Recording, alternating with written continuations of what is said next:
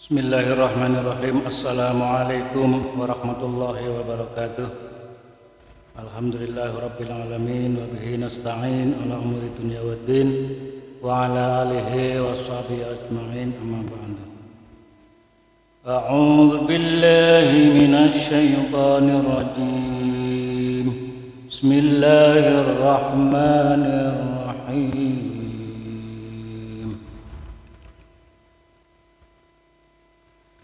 Ya ibadiyalladzina amanu inna ardi wasi'atun fa iyaya fa'budun.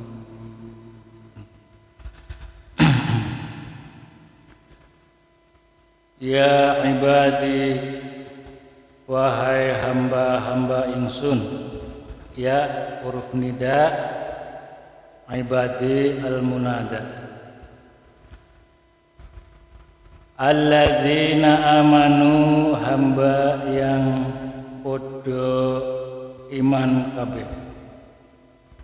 Inna ardi, satemene bumiku, kata Allah, iku wasiatun jembar. Fa iyaya, maka ingsun fa'buduna, pada nyembah sapa ladzina. Ini adalah surat Al-Ankabut yang menjadi dalil tentang diperbolehkannya hijrah. Arti bebasnya, ya ayyuhalladzina amanu, wahai orang-orang yang beriman, inna ardi wasi'atun, sesungguhnya bumiku, kata Allah, bumiku itu wasiatun luas. Fa iyaya, maka hanya kepadaku sajalah fa'buduna, pada menyembah orang-orang yang beriman. Ini perintah Allah Subhanahu wa ta'ala menjelaskan bahwa apabila di dalam suatu daerah, di dalam suatu negeri itu ada hambatan dari penguasa yang melarang adanya dakwah Islam, maka Allah memberikan gambaran bahwa bumi Allah itu luas. Bukan hanya di negeri itu saja, bumi Allah itu meliputi seluruh alam, seluruh dunia. Negeri A tidak boleh dakwah, pindah ke negeri B. Negeri B tidak boleh dakwah, pergi ke negeri C. Dijelaskan, idza lam tashal, ari kalane ora gampang, lakum kadue sira al ibadatu, ing ibadah, fi baldatin, ing dalam suatu negara, walam yatayassar, yatayassaru tayassuron. Ini fi'il madhi yang sulasi mazid biharfaini, atau disebutnya dengan mazid khumasi. Ada tambahan ya dan ada tambahan tasdid di ain fi'ile. Wazannya itu tafa'ala, tambah ta dan tambah tasdid ain fi'ile. Tafa'ala ya tafa'alu, tafa'ulan. Tayassaro ya tayassaru, tayassuron. Nah, walam ya tayassar, dan tidak mudah atau tidak ada kemudahan lakum kadue sira kabeh apa idharu dinakum atau idharu dinikum, mudhaf mudhafun ilaih, idharun mudhaf, dinikum mudhafun ilaih, din juga mudhaf lagi, kum mudhafun ilaih. Jadi idhar dinikum, ngelahiraken agamane sira kabeh. Fahajaru, maka pindahlah sira kabeh ila haitsu tumeka maring endi wae yatamasa bisa mlaku lakum kadue sira kabeh zalika ing mengkono-mengkono dakwah atau mengkono-mengkono ibadah. Wa anhu,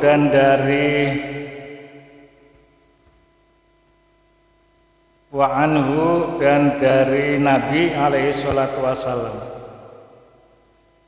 sebuah hadis, man farra, barang siapa yang berjalan atau melayu, man sopone wong farra melayu sapa man bidinihi kelawan agama man min ardin saking bumi ila ardin maring bumi liyane, walau kana shibron, walaupun ana apa man iku shibron selangkah, istajaba maka ngehaki sapa man al jannata ing swarga, wa kana lan ana sapa man iku rafiqun dadi kancane, rafiqu Ibrahim dadi kancane Nabiullah Ibrahim, wa Muhammadin lan dadi kancane Nabi Muhammad alaihi salatu wassalam. Hadis ini menjelaskan penjelasan apabila di dalam suatu negeri ada hambatan, gangguan, tantangan yang besar dari penguasa-penguasa negeri, sehingga terjadilah kemandegan dalam berdakwah menyebarkan agama Allah, maka Allah menyarankan untuk pindah ke tempat lain yang sekiranya lebih mudah untuk berdakwah. Ini bermula dari sebuah kejadian setelah Rasulullah Shallallahu Alaihi Wasallam menyebarkan Islam di tanah Mekah selama 1 tahun, itu selalu mendapat ancaman-ancaman dari pemerintah setempat, kelompok Abu Jahal, Abu Lahab dan lain sebagainya. Bahkan Nabiullah Muhammad SAW mendengar dari salah seorang Quraisy yang mengatakan bahwa pada malam nanti Muhammad akan ditangkap dan dibunuh, sehingga Rasulullah SAW diizinkan oleh Allah untuk hijrah ke Madinah. 10 tahun berdakwah Rasulullah SAW di Mekah, perkembangannya tidak terlalu pesat, makanya Rasulullah dianjurkan untuk pindah ke Madinah. Nah, bagaimana pindah? Bagaimana hijrah? Hijrah itu adalah perpindahan. Hakikatnya hijrah pada awal terjadinya adalah berpindahnya Rasulullah SAW dari tanah Mekah ke tanah Madinah dalam rangka mensyiarkan agama Allah Subhanahu wa taala. Nah, bagaimana hijrah yang sesuai dengan ajaran Allah? Allah memerintahkan kepada Rasulullah dan pengikutnya hijrah itu murni karena Allah Subhanahu wa taala. Faman hijratuhu ilallahi wa rasulihi fa hijratuhu ilallahi wa rasulihi. Barang siapa yang hijrah pindahnya itu karena Allah Subhanahu wa taala, maka akan mendapatkan pahala hijrahnya dari Allah Subhanahu wa taala. Tapi ada hijrah yang kedua, faman hijratuhu lidunya yusibuha aw imra'atun yankihuha fa hijratuhu ila ma hajara ilaih. Barang siapa yang hijrahnya karena dunia, aw imra'atin yankihuha, atau dia hijrah karena mau menikahi perempuan yang ikut hijrah, fa hajara ila ma hajara ilaih, maka dia itu hijrahnya pahalanya ya hanya dapat itu, dapat harta, dapat dunia, dan dapat wanita, tidak dapat pahala dari Allah. Yang dapat pahala dari Allah itu murni hijratuhu lillahi wa rasulih, hijrahnya itu semata-mata karena Allah Subhanahu wa taala. Dan diteruskan di dalam hadis di sini, man farra, barang siapa yang lari bidinihi karena nulungi agamanya Allah, min ardin, dari suatu bumi, ila ardin maring ardi maring bumi liyane, walau kana shibron, walau hanya satu langkah saja, maka Allah akan memberi pahala kepada orang itu besok di akhirat menjadi sahabatnya Nabi Ibrahim dan sahabatnya Nabiullah Muhammad sallallahu alaihi wasallam.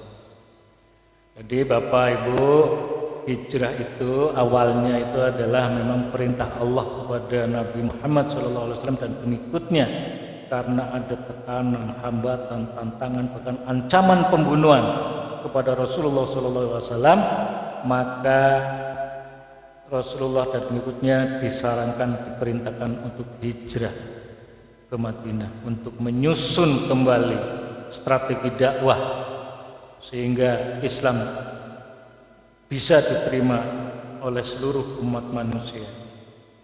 Nah, hijrah yang inilah hijrah yang akan mendapatkan pahala dari Allah Subhanahu wa taala. Nah, pada perkembangan ini pengertian hijrah menjadi berkembang. Hijrah itu artinya adalah berpindah.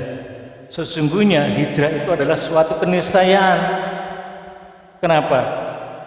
Pada hakikatnya manusia itu dalam prosesnya itu selalu mengalami hijrah. Seperti pada awalnya manusia itu adalah terpisah dari antara jasad dan rohnya. Rohnya di alamnya sendiri, jasadnya di alamnya sendiri. Nah, ketika jasadnya terproses di dalam rahim ibunya, bulan pertama nutfah, bulan kedua menjadi alaqah, kemudian bulan ketiga menjadi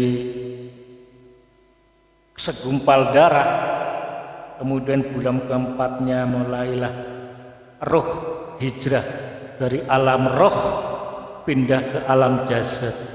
Jadi di alam rahim itulah sang roh ketemu dengan jasadnya. Nah, disitulah manusia sempurna, rohnya ada, jasadnya ada. Tapi alamnya pindah dari alam roh ke alam rahim. Di alam rahim setelah ketemu dengan jasadnya, maka janin itu menjadi hidup, tapi hidupnya masih dalam keterbatasan, yaitu masih dalam alam kegelapan.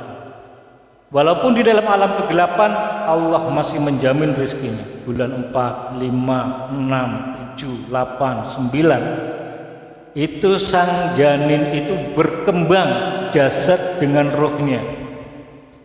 Mereka dapat rezeki dari Allah. Maka hakikatnya itu rezeki dari Allah.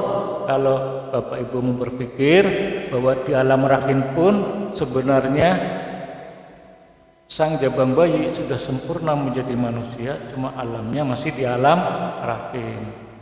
Alamnya gelap, alamnya terisolasi,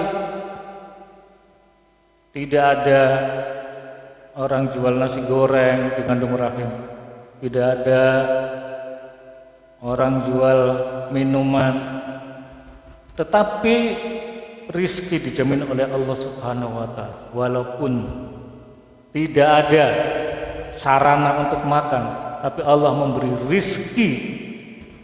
Memberi rizki lewat apa?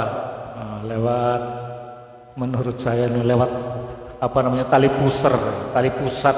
Dia makan di situ, dia berkembang, rambutnya mulai tumbuh, gerakannya mulai berangsur-angsur, mulai kuat gerakannya, sehingga bahkan kuku-kukunya sudah mulai tumbuh. Nah, setelah usia 9 bulan, maka sang Jabang bayi pun hijrah kembali ke alam dunia. Nah, begitu hijrah ke alam dunia, disitulah mulai manusia yang tadinya selalu gelap, mulai diberikan oleh Allah gelap malamnya doang, siangnya terang. Gelapnya untuk istirahat, siangnya untuk untuk ma'isyah, untuk mencari kehidupan, mencari rizki, itu siangnya. Nah, di alam dunia itulah manusia mulai diperhitungkan amalnya semenjak balik. Nah, setahun, 2 tahun, 3 tahun, 4 tahun, 5 tahun, sampai ajal menjemput, maka hijrah kembali ke alam kubur. Di alam kubur, hijrahnya manusia itu adalah rohnya dengan jasadnya berpisah kembali. Rohnya pulang lagi ke alam rohnya, jasadnya di dalam perut bumi. Nah, setelah hari kiamat, roh nyampur lagi, datang lagi, ketemu lagi dengan jasadnya yang dikenal dengan hari pembalasan, yaumul ba'ats. Di hari pembalasan itulah manusia hanya ada 2 pilihan, kafir atau mukmin, surga atau neraka. Bagi yang surga akan mengalami kebahagiaan yang selama-lamanya abadi, dan bagi yang kufur, bagi yang neraka, dia akan menderita abadan-abadan. Itulah gambaran saudara bahwa ternyata hijrah itu adalah suatu keharusan. Jadi manusia sendiri sebenarnya dari alam ruh hijrah ke alam rahim. Di alam rahim ketemu dengan jasadnya, sudah cukup usia, dia hijrah lagi dari alam rahim ke alam dunia. Di alam dunia sudah cukup umurnya, hijrah lagi ke alam kubur. Di alam kuburlah ruh dengan jasad berpisah kembali. Di yaumil ba'ats, besok dari kiamat, ruh dan jasadnya akan kembali. Nah, di alam akhirat itulah alam yang hanya ada 2 pilihan, neraka atau surga. Nah, alam neraka atau alam surga itu Allah memberikan petunjuk, yaitu Al-Quran, Kitabullah, dan petunjuk yang kedua adalah Al-Hadis, kemudian Al-Ijma'ul Ulama. Sehingga Bapak dan Ibu perlu tahu, perlu ngaji supaya ngerti bahwa kita di alam dunia ini sebentar lagi juga akan hijrah ke alam kubur. Nah, untuk sampai hijrah di alam kubur, supaya di alam kuburnya juga kita bisa memperoleh kenikmatan dan kesenangan alam kubur, maka berbekal, mencari bekal sebanyak-banyaknya untuk memenuhi kebutuhan-kebutuhan di alam kubur. Bekal itu adalah amal soleh, bekal itu adalah takwa, bekal itu adalah ibadah. Nah, saudara-saudara, hijrah yang diperintahkan oleh Allah Subhanahu wa taala di dalam hadis ini, ketika kita mengalami kesulitan di dalam berdakwah, kita mengalami kesulitan melakukan ibadah di suatu negara, di suatu daerah, maka pindahlah ke negara lain. Nah, proses pindahnya pun kalau memang murni karena Allah Subhanahu wa taala, walaupun baru selangkah dia hijrah lalu meninggal, maka Allah akan menjamin besok di surga akan bertemu dan bersahabat dan bertetangga dengan Nabiullah Ibrahim alaihissalam dan Nabi Muhammad sallallahu alaihi wasallam. Selanjutnya kullu nafsin dha'iqatul maut illa huna wallahu a'lam bissawab. Assalamualaikum warahmatullahi wabarakatuh.